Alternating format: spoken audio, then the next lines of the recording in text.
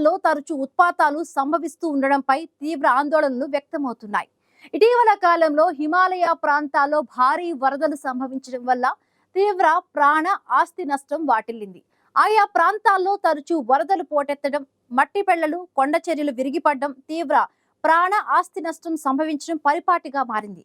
దీంతో హిమాలయ ప్రాంతాల్లో విపత్తులకు మితిమీరిన మానవ కార్యకలాపాలే కారణం అనే అభిప్రాయాలు వ్యక్తమవుతున్నాయి.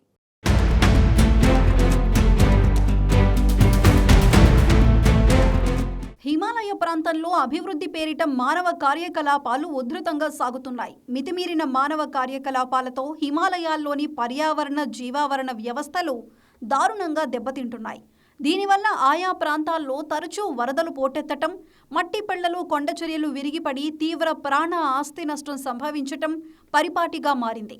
ఇలాంటి పరిస్థితుల నేపథ్యంలో హిమాచల్ ప్రదేశ్ పట్టణ గ్రామీణ ప్రణాళిక విభాగం గ్రీన్ జోన్గా ప్రకటించిన ప్రాంతంలో నిర్మాణాలు చేపట్టరాదని జూన్లో రాష్ట్ర హైకోర్టు ఆదేశించింది. దీన్ని సవాలు చేస్తూ ఒక హోటల్ గ్రూప్ సుప్రీంకోర్టుకు వెళ్లగా సర్వోన్నత న్యాయస్థానం తీవ్రంగా ఆక్షేపించింది.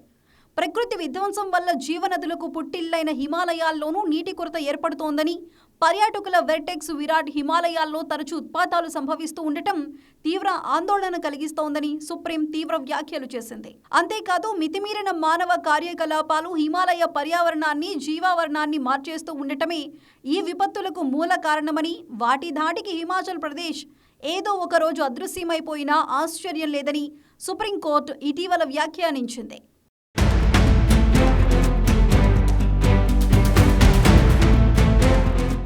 హైకోర్టు ఉత్తర్వుల్లో తాము జోక్యం చేసుకునేది లేదని సుప్రీం తేల్చి చెప్పటం ఆహ్వానించదగ్గ పరిణామం. ఆదాయమే సర్వస్వం కాదని, ఇకపై హిమాచల్లో విధ్వంసాలు జరగకుండా చూడాలంటూ కేంద్ర రాష్ట్ర ప్రభుత్వాలకు బాధ్యతను గుర్తు చేసింది న్యాయస్థానం. కొంతకాలంగా హిమాలయాల్లో పర్యాటకుల తాకిడి పెరుగుతోంది. టూరిస్టులు వదిలి వెళ్లిన చెత్త, ప్లాస్టిక్ వ్యర్థాలు అక్కడి పర్వతాల్లో విపరీతంగా పేరుకుపోతున్నాయి. మరోవైపు ఆ ప్రాంతంలో జల విద్యుత్ కేంద్రాల నిర్మాణం జోరుగా సాగుతోంది. ఈ ప్రాజెక్టుల పరిసరాల్లోని ప్రజలు నీటి ఎద్దడిని, మట్టి పెళ్లల బెడదను ఎదుర్కొంటున్నారు. నేలలో భారీ పగుళ్లు ఏర్పడి ఆవాసాలు దెబ్బతింటున్నాయి. వీటన్నింటినీ గమనించిన సుప్రీంకోర్టు జల విద్యుత్ ప్రాజెక్టుల వల్ల హిమాలయ జీవనదులు చిన్నపాటి నీటిపాయల్లా మారిపోతున్నాయని, కనీసం ప్రాజెక్టుల నుంచైనా నీటిని విడుదల చేయటం లేదని విస్మయం వ్యక్తం చేసింది.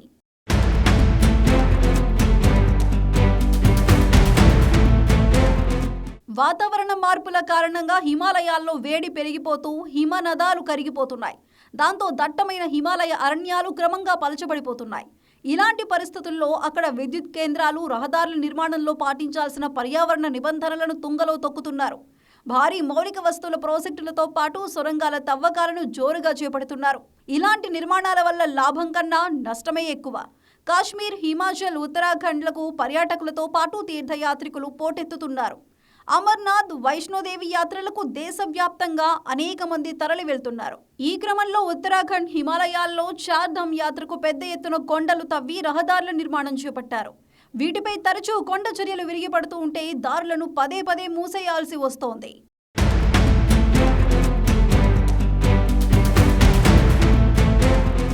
సున్నిత ప్రాంతాల్లో రోడ్లు, హోటళ్లు, ఇతర వస్తువుల నిర్మాణం పెంచడం వల్ల అసలుకే మోసం వస్తోంది.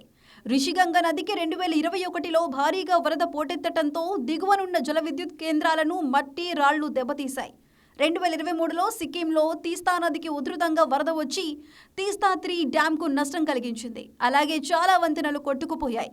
దీంతో 55 మంది మరణించగా వేల మంది నిరాశ్రయులయ్యారు. నానాటికి పెరుగుతున్న వేడికి హిమనదాలు వేగంగా కరుగుతూ అక్కడి జల విద్యుత్ కేంద్రాలకు దండిగా నీటిని అందిస్తున్నాయి. కానీ అవి పూర్తిగా కరిగిపోయాక నీటి కొరత ఏర్పడటం తథ్యం. హిమాలయాల్లో ఉష్ణోగ్రత 2050 కల్లా సగటున 1-2 డిగ్రీల వరకు పెరగవచ్చు. ఫలితంగా హిమాలయాల నుంచి దిగువకు ప్రవహించే నదుల్లో నీటి ప్రవాహం కొంతకాలం పెరిగినా తరువాత తగ్గుముఖం పట్టవచ్చు. తరచూ భారీ వర్షాలు కురవటం వల్ల పెద్ద ఎత్తున నీరు, బురద కిందకు వచ్చి జల విద్యుత్ కేంద్రాలకు, జనావాసాలకు ముప్పు తెచ్చిపెడతాయి. 2100వ సంవత్సరం కల్లా ఉత్తరాఖండ్ వంటి చోట్ల హిమనదాలు 70 నుండి 99% దాకా కరిగిపోతాయని అంచనా.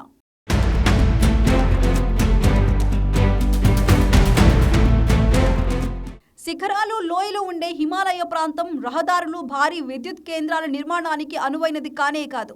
కొండలను తొలచి సొరంగాలు నిర్మించటం, బండరాళ్లు, మట్టి పళ్లలు విరిగిపడటానికి దారితీస్తుంది. పెరిగిన వాహనాల రద్దీ వాయు కాలుష్యాన్ని పెంచుతోంది. రైళ్ల రాకపోకలు నేల కదిలిపోవటానికి దారితీస్తాయి. జల విద్యుత్ కేంద్రాల సమీపంలో నేల కుంగిపోవటం జోషిమఠ్ ప్రాంతంలో చూశాం. పర్యావరణానికి జరుగుతున్న నష్టాన్ని ప్రభుత్వాలు దృష్టిలో పెట్టుకుని హిమాలయాల్లో సుస్థిరాభివృద్ధి నమూనాను అనుసరించాలని అభిప్రాయాలు వ్యక్తమవుతున్నాయి. ఇప్పటికైనా హిమాలయ ప్రాంతాల్లో సంభవించే ఉత్పాతాల నివారణకు తగిన చర్యలు చేపట్టాలనే డిమాండ్లు వినిపిస్తున్నాయి.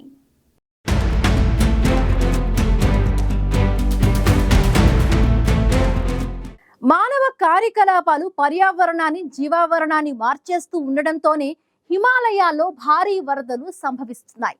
ఈ పరిస్థితులు ఇలాగే కొనసాగితే ఏదో ఒక రోజు హిమాచల్ ప్రదేశ్ అదృశ్యమైపోయినా ఆశ్చర్యం లేదని సుప్రీంకోర్టు ఇటీవల వ్యాఖ్యానించడం వాస్తవ పరిస్థితి తీవ్రతను తెలియచేస్తోంది. మరి ఇప్పటికైనా హిమాలయ ప్రాంతంలో ఉత్పాతాల నివారణకు తగిన చర్యలు తీసుకుంటారా లేదా అన్నది చూడాలి.